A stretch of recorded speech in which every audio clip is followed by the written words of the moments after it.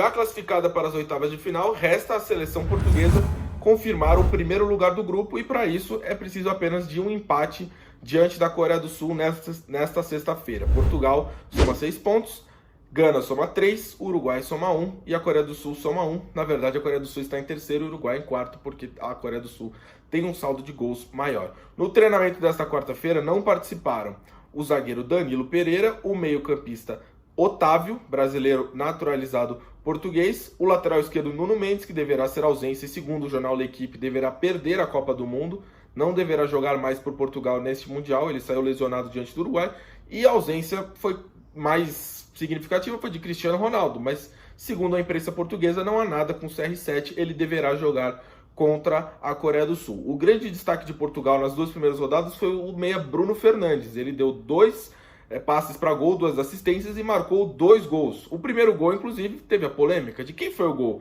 do Bruno Fernandes ou do Cristiano Ronaldo? Você que vai dizer, responda aí nos comentários de quem foi o gol, de quem você acha que foi o primeiro gol de Portugal na vitória sobre o Uruguai. Portugal irá esperar o adversário do grupo G, grupo do Brasil. A Coreia do Sul tem uma missão complicada se quiser se classificar para as oitavas de final. Além de ter que vencer Portugal, a equipe precisará torcer para um tropeço de Gana diante do Uruguai. Caso a Coreia do Sul termine empatada com alguma das duas seleções na tabela, ela precisará ficar na frente no saldo de gols, que é o primeiro critério de desempate. Neste momento, Gana está na frente do Uruguai por 1 gol e atrás de Gana na pontuação, já que Gana tem 3, Coreia do Sul tem 1 e Uruguai também tem 1. A dúvida do técnico Paulo Bento é o zagueiro Kim Min-jae do Napoli. A presença dele não foi confirmada pelo treinador na última entrevista coletiva.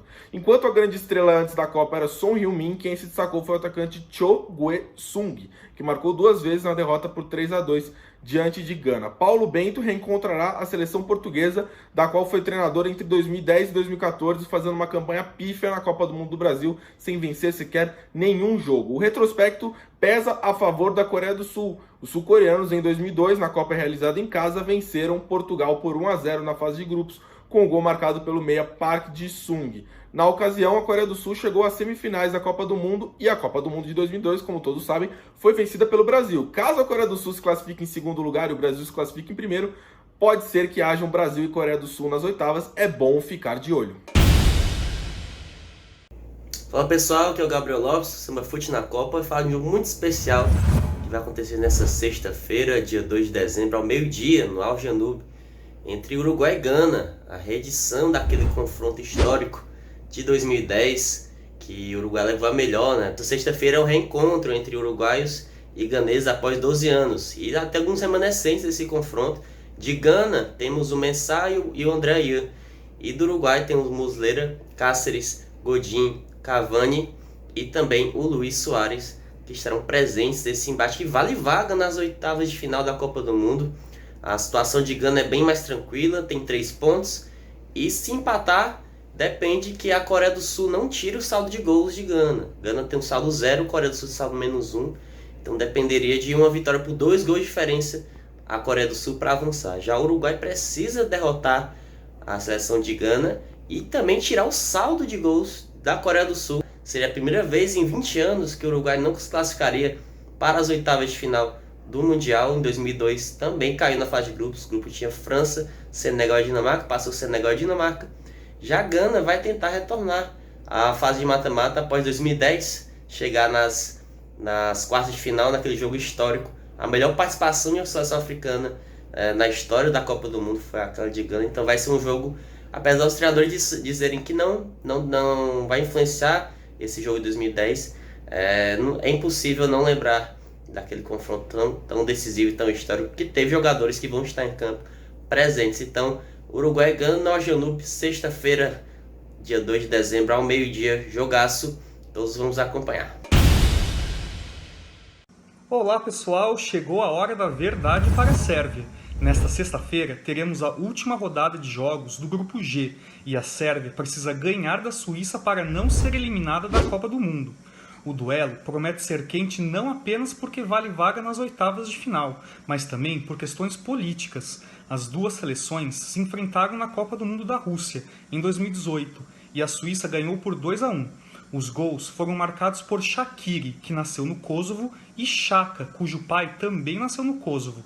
Na comemoração dos gols, eles fizeram o símbolo da bandeira da Albânia com as mãos, pois os kosovares se identificam mais com os albaneses do que com os sérvios e buscam a independência da região há décadas. Mas, voltando para o futebol, se a Sérvia conseguir a segunda vaga do grupo, provavelmente enfrentará Portugal nas oitavas de final.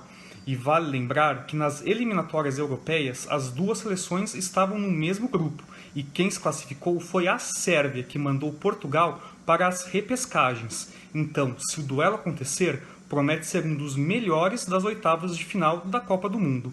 Eu sou o Ricardo Aguiar, para o Samba Fute na Copa. Fala, meus amigos, aqui é Juan Teixeira mais uma vez para o Boletim Samba Fute. Mais uma vez também para falar sobre a seleção de Camarões. Você sabia que a seleção camaronesa é a seleção africana que mais enfrentou a seleção brasileira? Pois é, mais uma vez, nessa sexta-feira, por volta das 4 horas da tarde, teremos Brasil versus Camarões.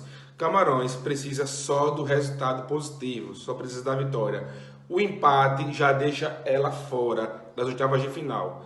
Mesmo vencendo, ela tem que torcer para que a Suíça não vença, porque a Suíça é a segunda colocada com apenas 3 pontos. É isso aí, galera. Vamos ficar de olho nesse jogaço e no camisa 10 de Camarões, viu? O cara é bom. Fiquem atentos. E mais uma vez a seleção brasileira venceu na Copa do Mundo do Catar. Jogando contra a Suíça, Casemiro acertou um golaço que decretou a vitória e a classificação antecipada para as oitavas de final do Mundial. Porém, a bruxinha anda solta de lesões na concentração da seleção e mais um jogador não estará à disposição para enfrentar Camarões, que é a última rodada da fase de grupos do Grupo G. Alexandre, que saiu com dores e foi substituído no duelo contra a Suíça, fez exames e onde foi constatada uma lesão no quadril. Ele se junta a Neymar e Danilo, que não estão à disposição de Tite para o próximo duelo e seguem fazendo a recuperação das suas lesões no tornozelo. Por já estar classificado, Tite vai querer dar mais rodagem por elenco e deve ir com uma equipe bem reserva para enfrentar os camaroneses. Daniel Alves, que será o titular na lateral, foi o escolhido para ser o capitão da equipe. Eu sou a Natália Melreu para o Samba Fute na Copa.